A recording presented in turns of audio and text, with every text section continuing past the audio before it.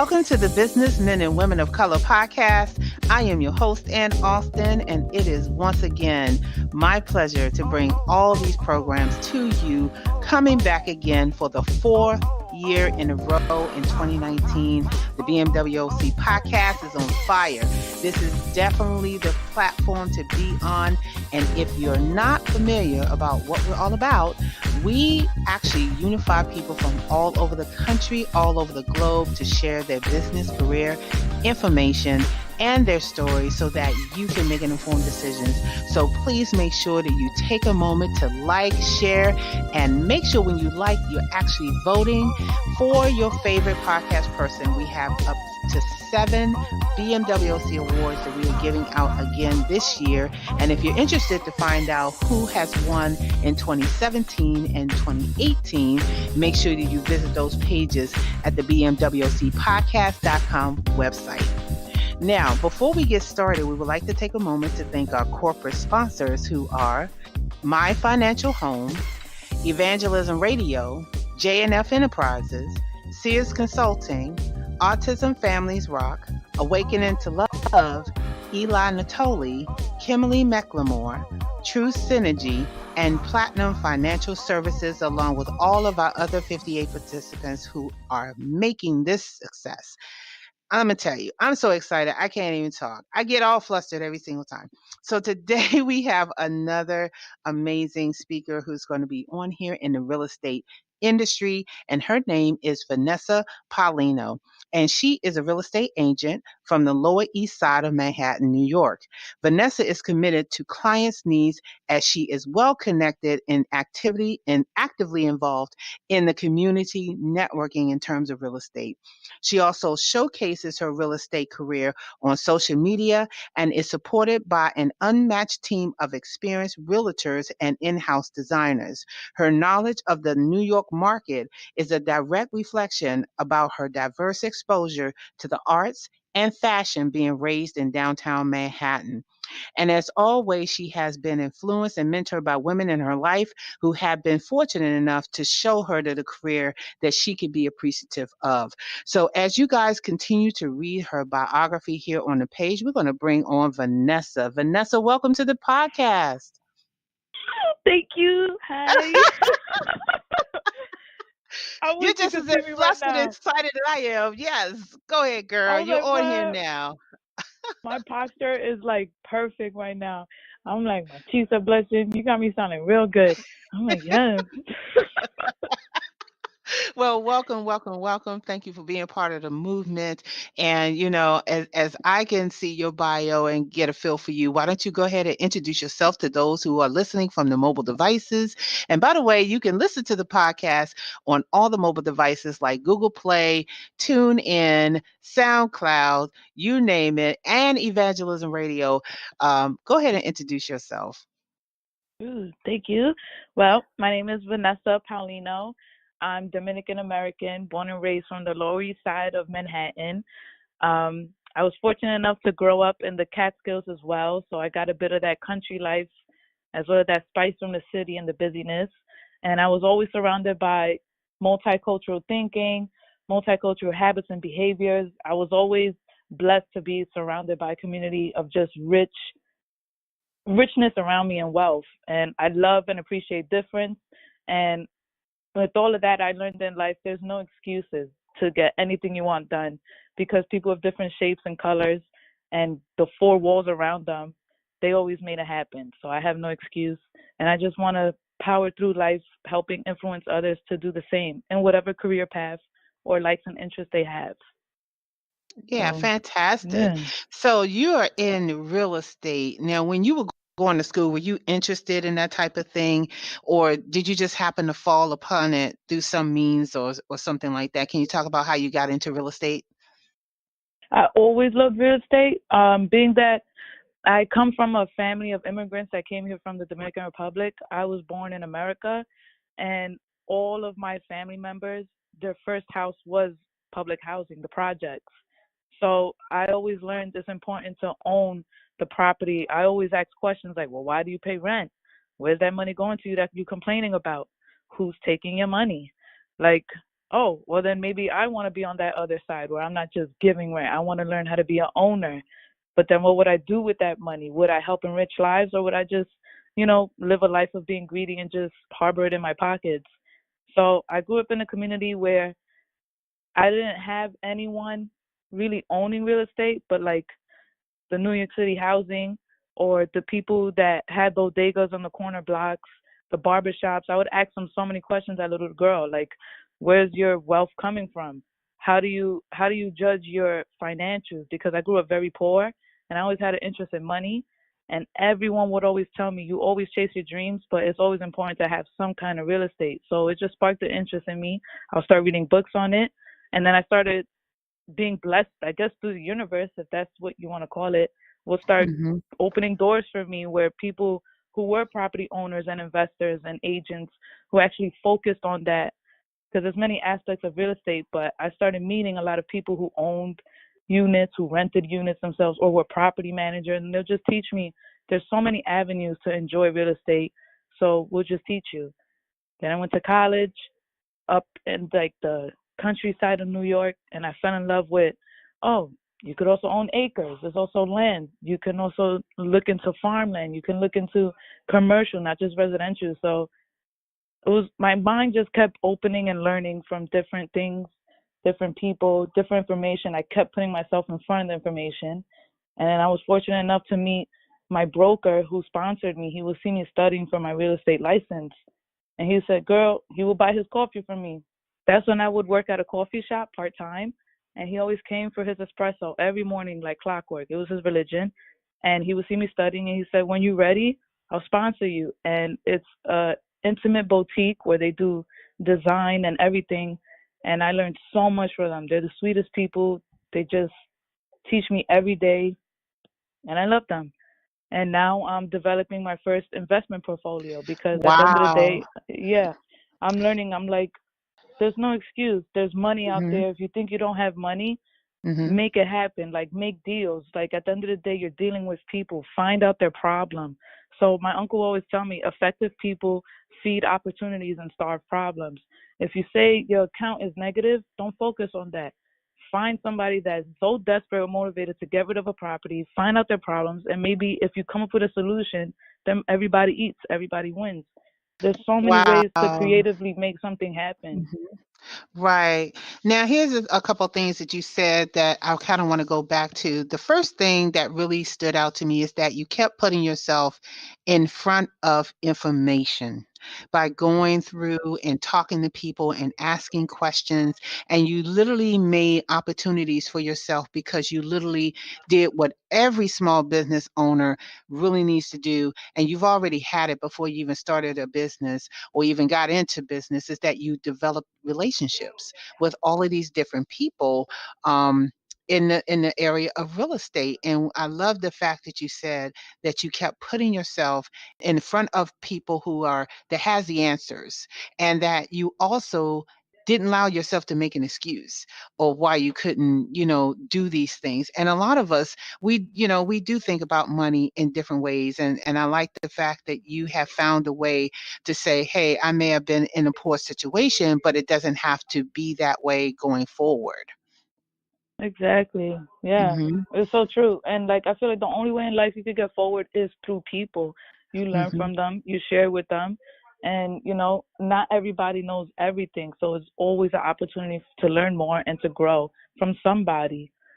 So surround yourself with people that think like that, and just keep charging forward. And I learn a little bit every day. My goal is to talk to as many people as I can. It gets draining because then, I go home and I'm just like, whew, no, I just want to hide from the world, to rebuild myself, to charge up. But I will never regret just talking to so many people. It's not that easy because you're dealing with personalities. You're dealing with not knowing what that person's going through in their day. So it takes a skill and a habit to keep practicing. Well, if I'm going to exchange energy, whether you be a stranger, a neighbor, or a colleague, always put your best foot forward. Like, always try to see how you make that situation win. Wow. Those are some really great tips, and thank you for sharing that. So you talked a little bit about putting together a portfolio and things of that nature. Did you want to talk about your new venture? You know, you may not want to give like all the secrets because I want people to contact you about this portfolio because I think it's awesome that, you know, you're a young person just getting into real estate and really taking it by storm. And this portfolio you're working on, talk to us a little bit about that. Oh, absolutely. So I read this book, Robert Kiyosaki. He's an awesome author. He is most infamous for his book, Rich Dad Poor Dad.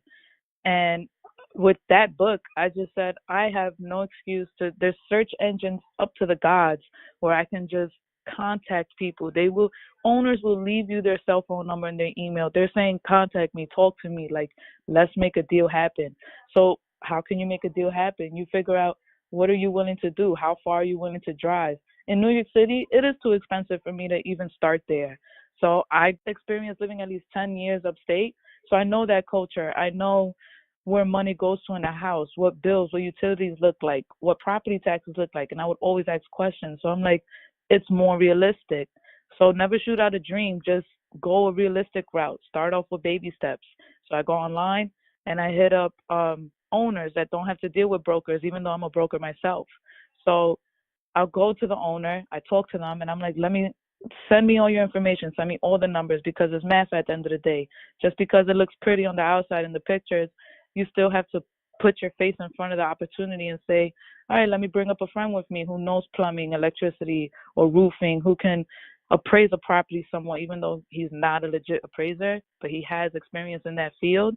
Come tell me, like, is this owner going to try to play me, or he's actually showing me like the hard truths?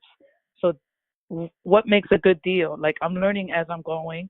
I'm talking to all these nice people. I work every day, but I'll still rent a car on a Sunday night after showings, like brand new developments in downtown Brooklyn. And I'll drive up, even if it's 4 hours to upstate, to meet these owners that I set appointments with.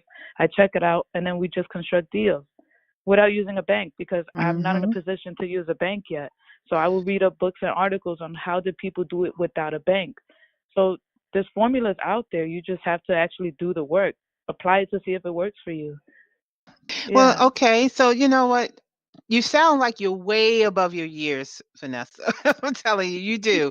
I mean, you're talking like you've been in this business for like 30 years, you know, from the people I've talked to in the past, you know, about real estate. You sound like you have been doing this thing like so many years.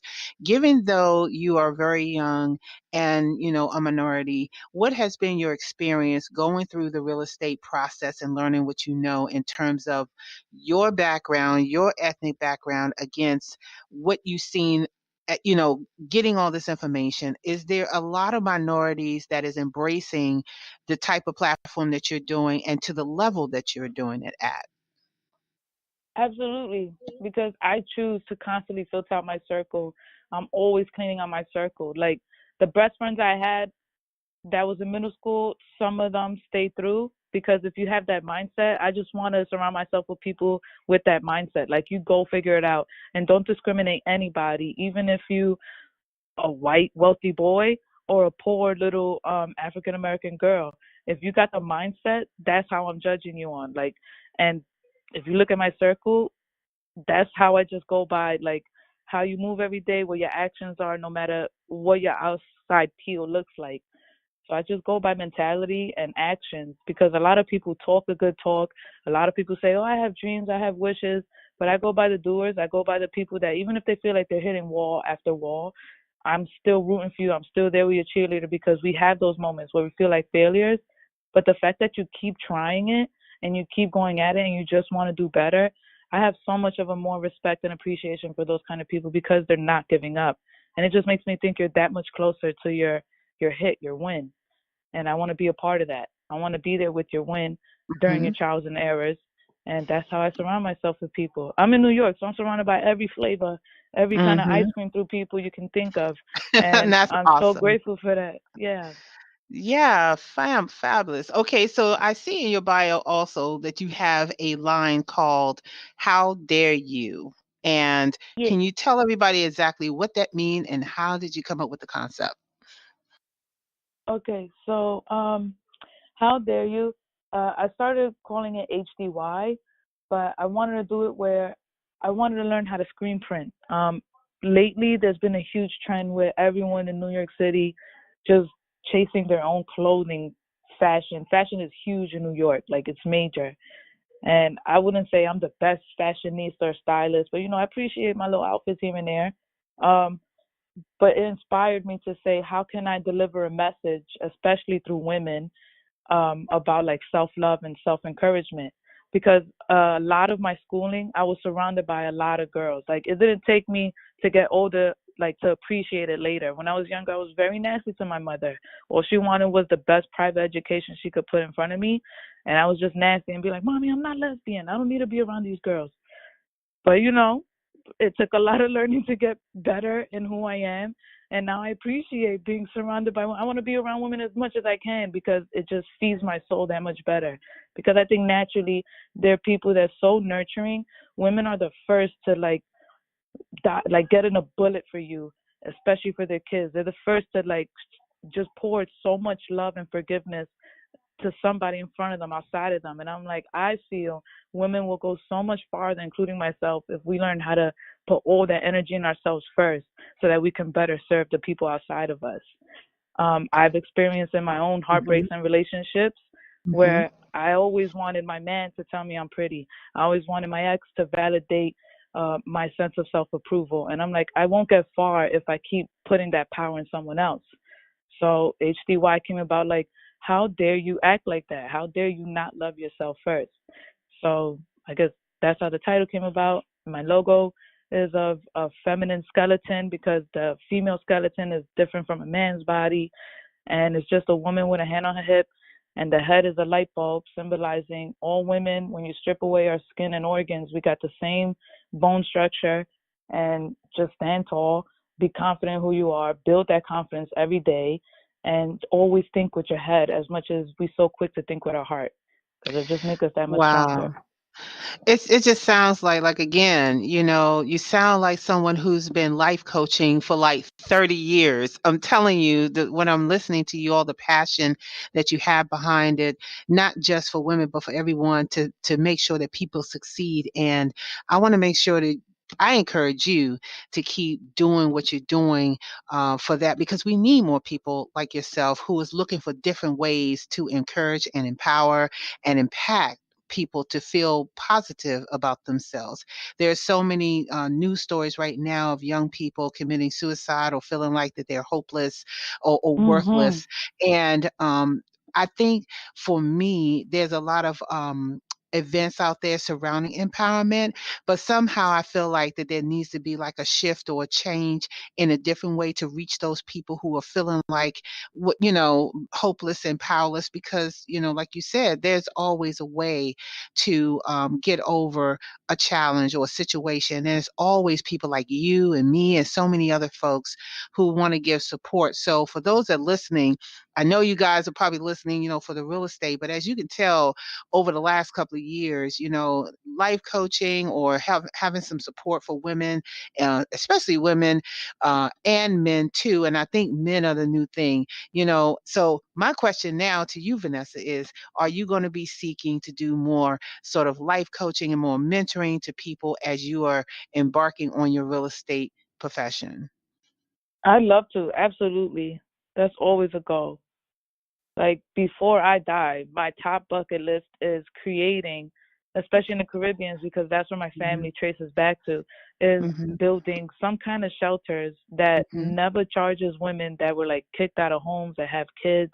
Because from my experience, like if a family divides, there's a high chance that the woman ends up mustering all the courage without no matter how much fear she has in her mind, not thinking how am I gonna get to the next day for me and my like gang. I want to be there. I want to provide some kind of housing, some kind of free shelter for women to stay there as long as they need until they get on their feet with their kids if they've been kicked out or they're just facing the worst. So that's like my ultimate end goal, to provide some kind of shelter for that, where it's a healthy, productive environment. Because I have relatives and friends that experience shelters, and it's not peaches and creams, and it's a lot of challenges in that. So I'm like, hmm. I just want to eventually get to that point. But every day I see it Right. as an opportunity to Hmm. just kind of influence people by how I act. Yeah, Like, you definitely influence people about what you say and how you act and all that stuff. And I really want to thank you for sharing that entire story of your background. So let's move on to the next segment, which is what activities do you have going on that's going to be talking about you and real estate and just empowering people? Do you have any events coming up that you want people to know about? oh, I mean, for sure. As of now, my brokerage is a small boutique firm, but they've been in the real estate game for 20 years, and they just landed their first big project, and I'm so proud and honored to be a part of it. It's in downtown Brooklyn, which has given me an awesome experience to learn Brooklyn and fall in love with it even more. Which is, I've been camping out in Brooklyn literally. I've worked there almost 24/7 every day.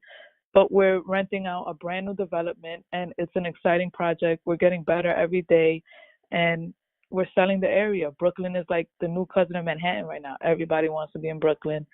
So I encourage people, if you're looking to come into Brooklyn, I'll get you a spot. Yeah, I would definitely like to get with you because I definitely need a spot over there, and definitely for sure. So the last question I would like to ask before we give out your contact information and everything is, as someone new and up and coming in this industry that you're in, what do you need personally and professionally to keep doing what you're doing and to keep thriving? What do you need? Attitude, positive attitude. Like, it always comes down to that.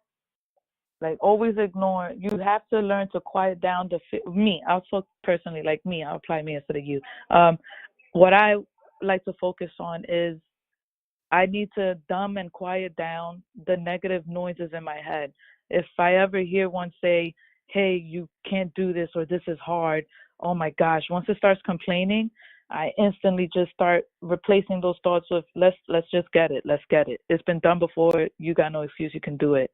So it's almost like you want to be your first cheerleader. You want to constantly filter out your mindset. So I always focus on that, because there's days where I do lose encouragement, but then I instantly remind myself I'm my first team, and I have to make sure I'm going to get it done. So however I have to do, even if I have to put on some kind of motivational YouTube for 5 minutes just to charge me up in that moment, I'll do it, and then it pumps me up. Figure out what pumps you up, what gets you hyped, and Mm-hmm. get back on track. Because it's easy to get off track. It's real easy. Okay, fantastic. And so, everyone, you heard it from Vanessa. She's very, very powerful in this arena. So, if you're looking to get a spot in Brooklyn, New York, or anywhere in New York, make sure that you look down at the bottom of her screen and tap on her email or visit her information, which she is going to be giving her website. So, give your website and your email so that everybody can get that information.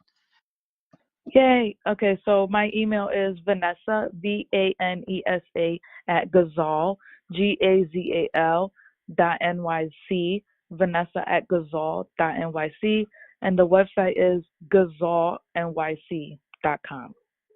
All So you right, can all email right. me. Yeah.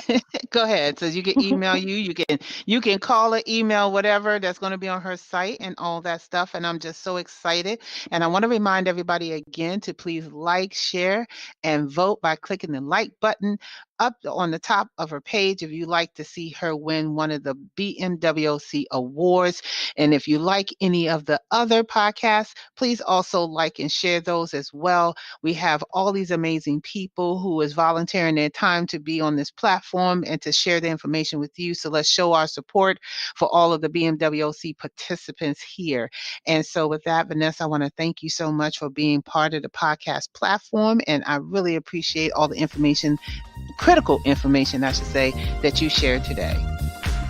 Thank you so much. And thank you for you being you, because this whole platform is one of the most selfless things I've been a part of. And I'm happy to have been invited and a part of it. Awesome.